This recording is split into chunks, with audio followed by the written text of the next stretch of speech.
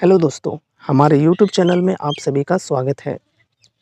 इस वीडियो में हम आज के बाज़ार के ऊपर डिस्कस करने वाले हैं। जैसे कि आपको पता है कि कल के दिन हमारे बाज़ार में बहुत ही भयंकर गिरावट आई थी। तो क्या आज यहाँ पर गिरावट कंटिन्यू रहने वाला है या फिर रिकवरी हमें देखने को मिल सकती है? इन चीज़ों को डिस्कस करेंगे एंड साथ ही साथ हम कुछ आज की इम्पोर्टेंट स्टॉक्स के ऊपर भी डिस्कस करेंगे, जिन पर बाज़ार का नज़र रहने वाला है। तो चलो वीडियो को शुरू करते हैं। फ़र्स्ट ऑफ़ ऑल अगर हम कल के गिरावट की बात करें तो निफ्टी 50 यहाँ पर बहुत ही ज़्यादा गिर चुकी थी और इससे भी ज़्यादा स्मॉल कैप गिरी थी। निफ्टी 50 की बात करें तो अप्रॉक्स -6% की गिरावट देखने को मिली है। निफ्टी नेक्स्ट 50 की बात करें तो -9.34% की गिरावट देखने को मिली है। तो काफ़ी ज़्यादा गिरावट हुई है निफ्टी 50 एंड निफ्टी नेक्स्ट 50 के अंदर। अगर हम mid cap 50 and mid cap 100 की बात करें तो यहाँ पर भी देख सकते हो -7.76% और -7.88%। तो काफ़ी ज़्यादा गिरावट यहाँ पर भी देखने को मिली है। अगर हम स्मॉल कैप 100 की बात करें तो यहाँ पर देखो -8.23% की गिरावट देखने को मिली है। तो पूरे इंडाइसेज की बात करें तो सभी इंडाइसेज के अंदर बहुत ही भयंकर गिरावट देखने को मिली है और ये जो गिरावट है कोविड के बाद सबसे बड़ी गिरावट हमें देखने को मिली है कल के दिन, ठीक है। रीज़न की बात करें तो रीज़न है यहाँ पर इलेक्शन की रिज़ल्ट, जो कि हमने कल के दिन डिस्कस किया भी था, ठीक है। एग्ज़िट पोल के अनुसार देखें तो एग्ज़िट पोल में यहाँ पर एक्सपेक्टेशन की जा रही थी कि एनडीए की जो सीट्स आएँगी वो आएँगी 350 से लेकर 400 के बीच। लेकिन ओवरऑल यहाँ पर हमें देखने को कितना मिला, 300 से भी नीचे, ठीक है, 300 से भी कम। तो इस चीज़ को मार्केट ने काफ़ी ज़्यादा नेगेटिवली लिया और यहाँ पर काफ़ी ज़्यादा सेलिंग प्रेशर हमें देखने को मिली है हमारे बाज़ार में। अगर हम यहाँ पर एफआईआईज़ की बात करें तो एफआईआईज़ ने काफ़ी ज़्यादा सेलिंग किए हैं, लगभग 12,500 करोड़ की सेलिंग किए हैं कल के दिन। डीआईआईज़ की बात करें तो डीआईआईज़ ने भी काफ़ी ज़्यादा सेलिंग की है, लगभग 3,500 करोड़ की सेलिंग डीआईआईज़ के अंदर भी देखने को हमें मिली है। तो काफ़ी ज़्यादा सेलिंग हुई है कल के दिन हमारे बाज़ार में। अब यहाँ पर हम आज की बात करें तो क्या आज यहाँ पर हमें रिकवरी देखने को मिल सकती है? यहाँ पर ये जो अभी निफ्टी ट्रेड कर रही है ये है 21,884 का लेवल। क्या यहाँ से अब रिकवरी आ सकती है या फिर और भी ज़्यादा गिरावट आ सकती है? तो चलो डिस्कस करते हैं इन चीज़ों को हम विस्तार से, ठीक है।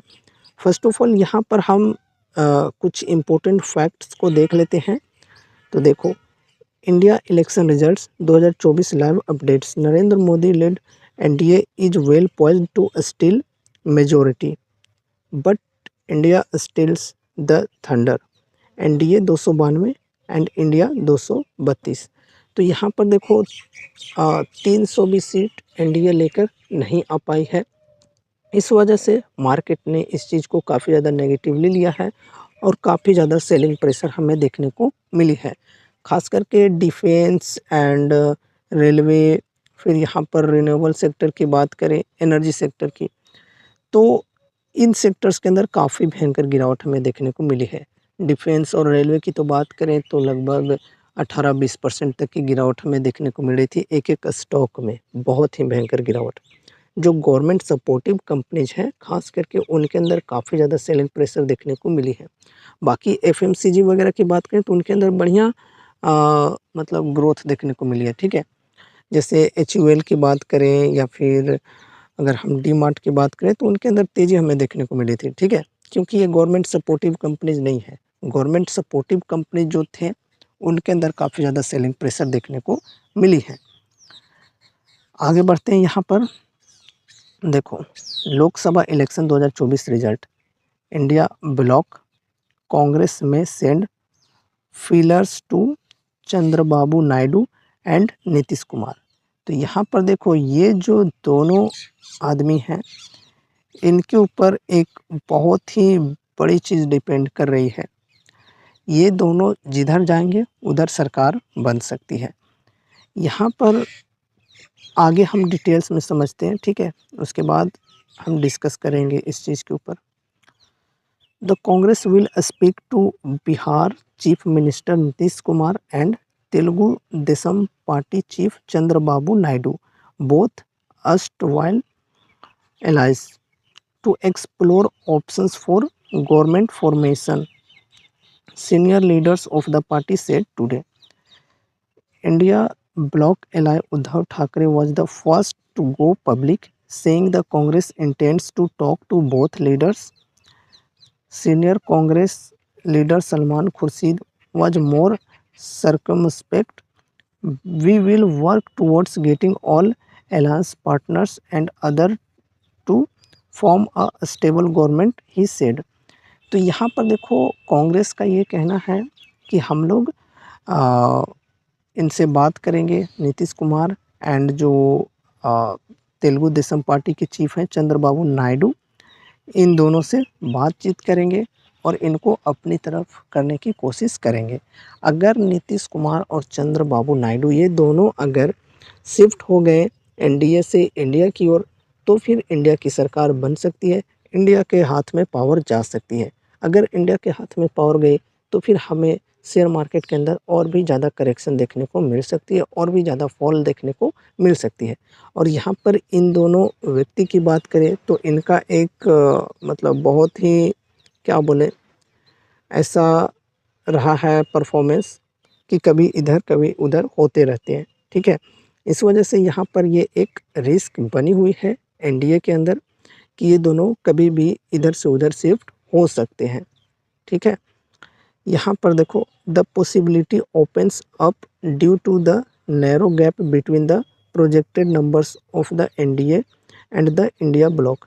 तो यहाँ पर ये हो सकती है ऐसा इसलिए क्योंकि एनडीए और इंडिया जो इनके सीट्स हैं उनमें ज़्यादा गैप नहीं है, तो जिधर भी वो दोनों व्यक्ति जाएंगे उधर सरकार बन सकती है, उनके हाथ में पावर जा सकती है। तो यहाँ पर ये एक बहुत ही बड़ी रिस्क बनी हुई है एनडीए की कि यहाँ पर ये दोनों अगर इंडिया की ओर शिफ्ट हो जाते हैं तो फिर इनके हाथ से पावर जा सकती है।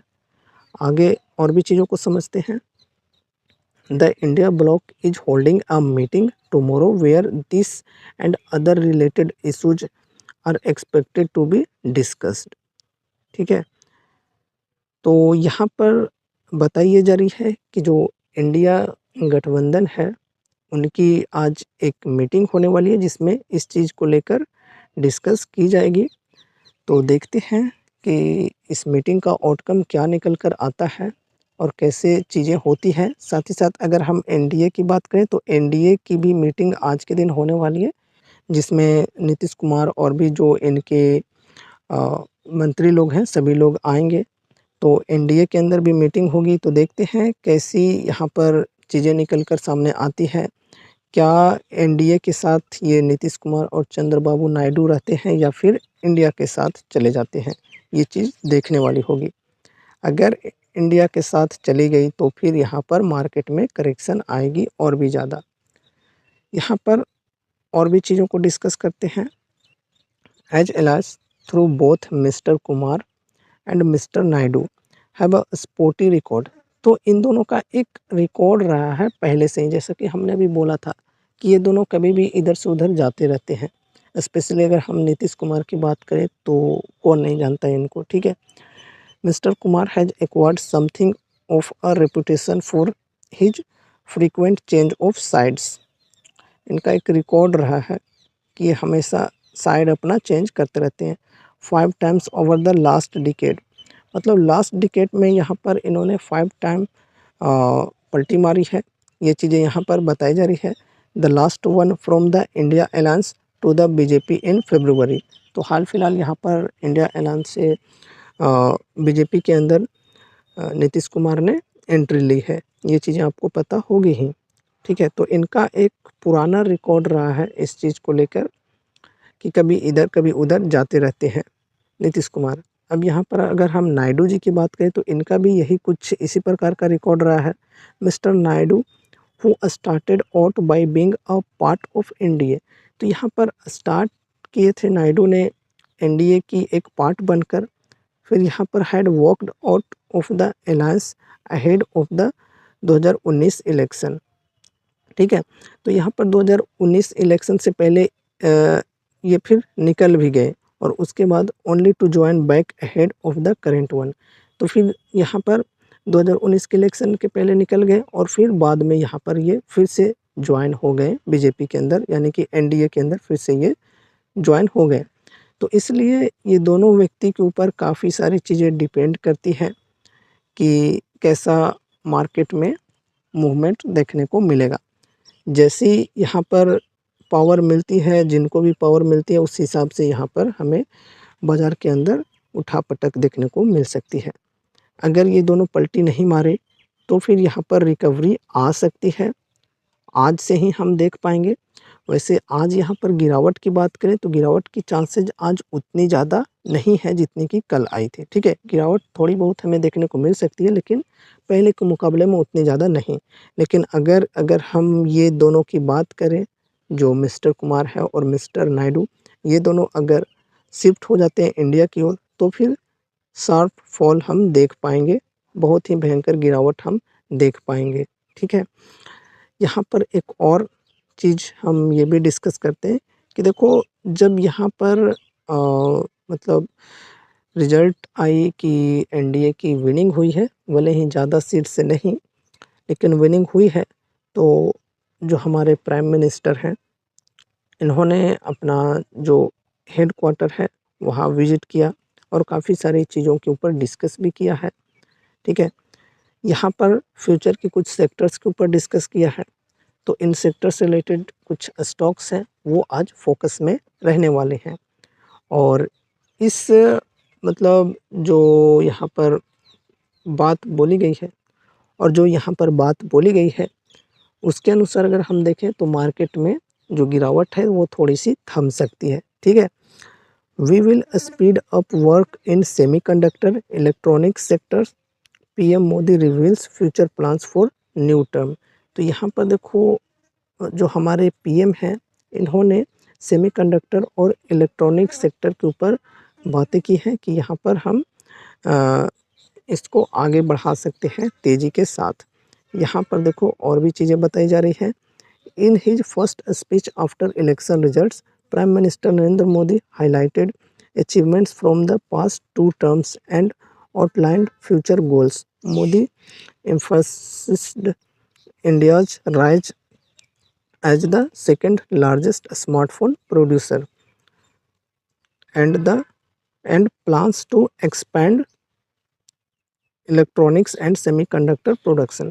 तो यहाँ पर देखो, मोदी गवर्नमेंट का कहना ये है कि जो इंडिया है ये सेकंड लार्जेस्ट स्मार्टफोन प्रोड्यूसर बन चुकी है और यहाँ पर आगे भी ये एक्सपैंड कर सकती है और इलेक्ट्रॉनिक्स एंड सेमीकंडक्टर प्रोडक्शन के अंदर आगे बहुत ही बढ़िया तरीके से बढ़ सकती है। ये चीज़ें यहाँ पर कहना है हमारे प्राइम मिनिस्टर का। अब देखो यहाँ पर PM Modi said we made India the second largest smartphone manufacturer. तो यहाँ पर पीएम मोदी का यही कहना है कि हमने इंडिया को सेकेंड लार्जेस्ट स्मार्टफोन मैन्युफैक्चरर बनाया है। Now we will increase work in semiconductors and electronics production sector. तो semiconductor and electronic production sector के अंदर यहाँ पर ये वर्क बढ़ा सकते हैं, तेज़ी के साथ यहाँ पर काम को आगे बढ़ा सकते हैं। फिर यहाँ पर देखो, PM Modi added we have tried to increase defence production and exports, ठीक है? तो यहाँ पर कहना ये भी है कि हमने ट्राई किया है डिफेंस के जो इक्विपमेंट्स हैं उसकी प्रोडक्शन इंक्रीज करने की और साथ ही साथ एक्सपोर्ट भी इंक्रीज करने की। We will not stop till that time the defence sector becomes atmanirbhar. तो यहाँ पर हम लोग तब तक नहीं रुकेंगे जब तक हमारा डिफेंस सेक्टर आत्मनिर्भर ना बन जाए। He also claimed that India will increase investment on green industrialization, be it green energy or green mobility. We will take India to the forefront। तो यहाँ पर देखो, डिफेंस सेक्टर की बात की जा रही है कि डिफेंस सेक्टर में हम आगे भी ग्रो कर सकते हैं। मतलब डिफेंस सेक्टर के अंदर आगे भी इन्वेस्टमेंट की जा सकती है, क्योंकि आत्मनिर्भर भारत बनाना है। डिफेंस सेक्टर को आत्मनिर्भर बनाना है। साथ ही साथ ये इन्वेस्टमेंट इंक्रीज कर सकते हैं ग्रीन इंडस्ट्रियलाइजेशन के अंदर, जिसमें ग्रीन एनर्जी होगा और ग्रीन मोबिलिटी होगा। ये चीज़ें यहाँ पर बात की जा रही है। तो काफ़ी सारे सेक्टर्स के ऊपर बात की जा रही है। जैसे यहाँ पर हम इलेक्ट्रॉनिक्स की बात करें, सेमीकंडक्टर की बात करें, डिफेंस की बात करें, या फिर ग्रीन एनर्जी यानी कि रिन्यूएबल एनर्जी की बात करें, और यहाँ पर ग्रीन मोबिलिटी यानी कि ईवी की बात करें, तो इन सभी सेक्टर्स के ऊपर बात की जा रही है। तो इन सेक्टर्स के अंदर आज के दिन हमें तेज़ी देखने को मिल सकती है, ठीक है। वैसे गिरावट इतनी ज़्यादा है कि उतनी ज़्यादा हम तेज़ी की एक्सपेक्टेशन भी नहीं रख सकते हैं, ठीक है। लेकिन ओवरऑल गिरावट जो है वो थोड़ी-सी थमते हुए देखने को मिल सकती है इस स्पीच के बाद। यहाँ पर फिर हमारे पास कुछ यहाँ पर स्टॉक्स हैं जो कि फ़ोकस में रहने वाली है। फ़र्स्ट ऑफ़ ऑल यहाँ पर वारी रिन्यूएबल्स की बात करें तो इसको आज फ़ोकस में रखना है कि गवर्नमेंट की इस स्पीच के बाद कैसा यहाँ पर परफ़ॉर्मेंस देखने को मिल सकता है। गिरावट थोड़ी-सी थम सकती है, तेज़ी की ज़्यादा एक्सपेक्टेशन हम नहीं रखेंगे, ठीक है। लेकिन गिरावट ज़्यादा नहीं हो सकती, गिरावट थोड़ी थम सकती है इस स्पीच के बाद। तो ये पहली स्टॉक हो गई वारी रिन्यूएबल टेक्नोलॉजीज़। इसके अलावा टाटा पावर भी देख लेना, एनटीपीसी भी देख लेना, जो भी ग्रीन एनर्जी के अंदर काम करती है उनको आज फोकस में रखना है। साथ ही साथ केपीआई ग्रीन एनर्जी की बात करें तो इनके ऊपर भी आप लोगों को ध्यान में रखना है। कल भी यहाँ पर लोअर सर्किट हमें देखने को मिली थी, आज यहाँ पर गिरावट थोड़ी थम सकती है और थोड़ी-सी पॉजिटिव मूवमेंट्स हमें देखने को मिल सकती है। इसके अलावा यहाँ पर अगर हम सेमीकंडक्टर क्षेत्र की बात करें तो यहाँ पर है सीजी पावर। सीजी पावर के अंदर लगभग 8.5% की गिरावट हमें देखने को मिली थी कल के दिन। तो आज यहाँ पर थोड़ी-सी गिरावट हमें थमते हुए देखने को मिल सकती है, तो ये फ़ोकस में रहने वाली है। साथ ही साथ टाटा एल्क्सी की बात करें तो टाटा एल्क्सी के अंदर 3% के अप्रॉक्स गिरावट देखने को मिली है। तो ये भी आज फ़ोकस में रहने वाली है। सेमीकंडक्टर के अंदर ये कंपनी काम करती है। फिर यहाँ पर टाटा मोटर्स की बात करें तो बेसिकली ये ग्रीन मोबिलिटी के अंदर काम करते हैं, यानी कि ईवी बनाने का काम करती है, तो ये भी आज फ़ोकस में रहने वाली है, ठीक है। लगभग 5% की गिरावट आई थी कल के दिन, तो आज देखते हैं कि गिरावट थमती है या नहीं। फिर यहाँ पर हम डिफेंस से बात करें तो डिफेंस से यहाँ पर है हिंदुस्तान एरोनॉटिक्स लिमिटेड। इसके अलावा और भी डिफेंस के स्टॉक्स हो सकते हैं। कल के दिन बात करें तो यहाँ पर देख सकते हो लगभग 18% की गिरावट देखने को मिली है। अगर हम यहाँ तक की बात करें तो लगभग 20% की गिरावट हमें देखने को मिली गई थी, ठीक है। तो ये स्टॉक भी आज फ़ोकस में रहने वाली है, थोड़ी-सी रिकवरी आने की चांसेज़ बन सकते हैं यहाँ पर गवर्नमेंट की स्पीच के बाद। लेकिन ऐसा नहीं है कि यहाँ पर अब बहुत ही भयंकर तेज़ी आ जाएगी, क्योंकि मेन जो रीज़न है वो तो अभी भी यहाँ पर बनी हुई है एनडीए और इंडिया के बीच। जो यहाँ पर ये 2 इंसान आ गए हैं, नीतीश कुमार और नायडू बाबू, तो ये दोनों के ऊपर भी काफ़ी सारी चीज़ें डिपेंड करती हैं, ठीक है। बाकी देखते हैं आगे कैसा होता है यहाँ पर हमारे बाज़ार में। जैसा यहाँ पर आउटकम आएगा मीटिंग का, उसके हिसाब से बाज़ार के अंदर हमें तेज़ी या गिरावट देखने को मिल सकती है। लेकिन घबराने की ज़रूरत बिल्कुल भी नहीं है, यही अपॉर्चुनिटी होती है हमें डिप में बाइंग करने का, अच्छे स्टॉक्स फंडामेंटली स्ट्रॉन्ग स्टॉक्स को डिस्काउंटेड प्राइस पर बाइंग करने का। ऐसा नहीं है कि बाज़ार हमारा बर्बाद हो जाएगा, कंपनी सारे के सारे बर्बाद हो जाएँगे, बिल्कुल नहीं। यहाँ पर ये एक अपॉर्चुनिटी हमारे लिए हो सकती है। बाकी ये कोई रिकमेंडेशन, कोई एडवाइस नहीं है, तो आप अपने अनुसार जो आपको ठीक लगे वही डिसीज़न लेना, अपने स्टडी के अनुसार जो आपको ठीक लगे वही डिसीज़न लेना, या फिर अपने फाइनेंशियल एडवाइज़र से भी कंसल्ट ज़रूर से कर लेना, ठीक है। सो ये रही हमारी आज की वीडियो। उम्मीद है कि ये वीडियो आपको ज़रूर से पसंद आई होगी, तो इसे लाइक करके चैनल को सब्सक्राइब कर लेना और मिलते हैं अगले नए वीडियोज़ के साथ। तब तक के लिए बाय बाय।